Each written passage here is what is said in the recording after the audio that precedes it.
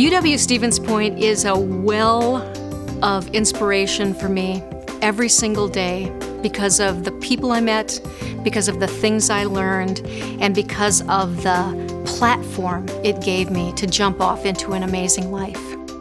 As a theater major, I learned to speak in front of an audience without fear. It was the best gift I ever got. I once said to my advisor, it's just so easy. Am I not doing it right? And he said, no, it's so easy because you found your passion. You know, this is where you're meant to be, your home. I was Hortense the maid in The Boyfriend, which I believed was the lead, and still do, even though it doesn't say that anywhere in the script. And I got to wear a French maid costume and sing in a French accent and dance. There's an energy that you get from the audience when you're on point, when you're doing it right, when you're connecting with your character, where you can feel them physically leaning forward to participate with you in the music and the song. And that's still what I get today when I do my public speaking engagements. You can feel this energy from the audience that tells you you're on the right track. Every summer, Stevens Point had a summer stock program. Kathy Kinney, who played Mimi on The Drew Carey Show, was the driver of the library show wagon. And we would go from town to town where we'd put up posters saying the show is coming, the show is coming.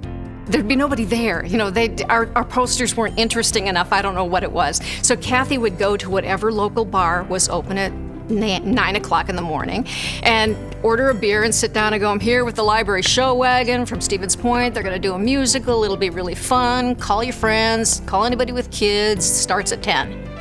And we'd have a huge crowd. She knew exactly where to go to get the word out. She'd go to the bar. In New York, we gathered this tribe of other pointers, which included Kathy Kinney. That is a period of time in my life where I would go to work at a normal job at CBS television during the day, and at night I'd perform on these little cabaret stages. And I was just like happy, really, really happy. It was so much fun.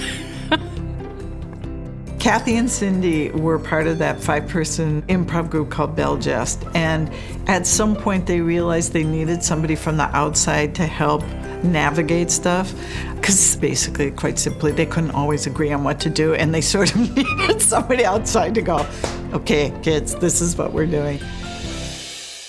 I always wanted to have jobs in New York that I could leave at the moment's notice if I got a theater job. I temped a lot. And one day I was temping at Simon & Schuster Publishing. I was working for Michael Korda, who was the editor-in-chief of Simon & Schuster.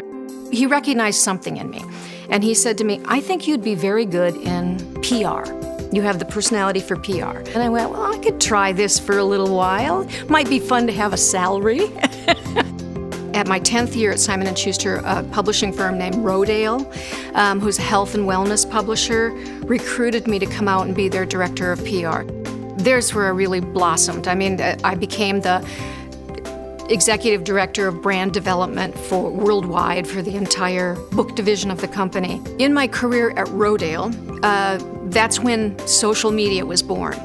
I was the marketer behind the South Beach Diet, and we created a movement, you know, a movement that spawned 22 million book sales.